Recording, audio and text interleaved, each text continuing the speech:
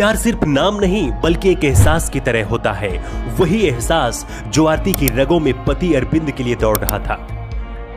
अरविंद जम्मू कश्मीर के राजौरी में तैनात था, लेकिन शायद इस बात का अंदाजा आरती को नहीं था कि ये खुशियां खत्म होने वाली हैं। उम्मीद तो किसी को नहीं थी, लेकिन जब अचानक आरती की लाश फंदे से झूलती मिली तो हर कोई हैरान रह गया। सेना में तैनात जवान अरविंद की पत्नी पति के घर आने का इंतजार कर रही थी, मायके में थी। इसी दौरान जानकारी मिलती है कि अरविंद की मौत हो गई। अरविंद का शव उसके घर पहुंचा। इधर आरती पति को अंतिम बार देखने के लिए ससुराल पहुंची, लेकिन उसे अरविंद की लाश के पास नहीं पहुंचने दिया गया। आरती मिन्नतें करती रही, चीखती चिल्लाती रही, हाथ पैर जोड़े, लेकिन ससुराल वालों का दिल नहीं पसीजा। आरती ने कहा अगर उसे नहीं मिलने दिया जाएगा तो वो अपने अब्बू से मरकर मिलेगी, लेकिन मिलेगी जरूर। उत्तर प्रदेश के एटा जिले के रहने वाले अरविंद जम्मू के राजौरी में तैनात थे। 8 अगस्त को जम्मू के राजौरी में अरविंद की मौत हो गई थी। मौत की वजह क्या थी इसका पता नहीं चला था। इस बात की जानकारी जब घर वालों को लगी तो चीख पुकार मच गई। इधर आरती बेसुध थी, घर वाले संभालने की कोशिश कर रहे थे।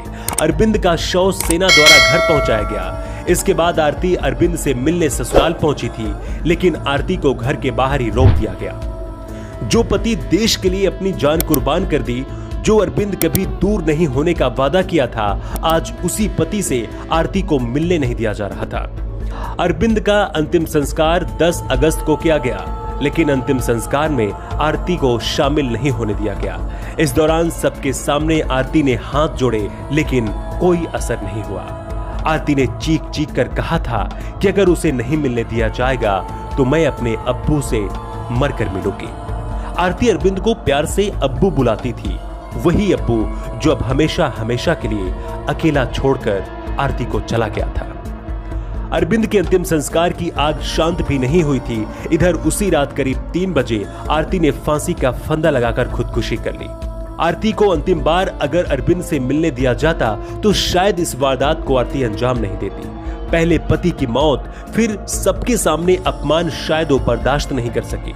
आरती को जीते जी अरविंद से नहीं मिलने दिया गया, लेकिन शायद मौत के बाद आरती अरविंद से मिलकर खुश होगी। वारदात के बाद मौके पर पुलिस भी पहुंची है और मामले में तफ्तीश की बात कर रही है। अब सवाल यह है कि आखिर आरती की मौत का जिम्मेदार कौन है? ससुराल वाले जिन्होंने पति से मिलने नहीं दिया, या फिर कोई और? आपको क्या लगता है? कमेंट बॉक्स में अपनी प्रतिक्रिया जरूर दें।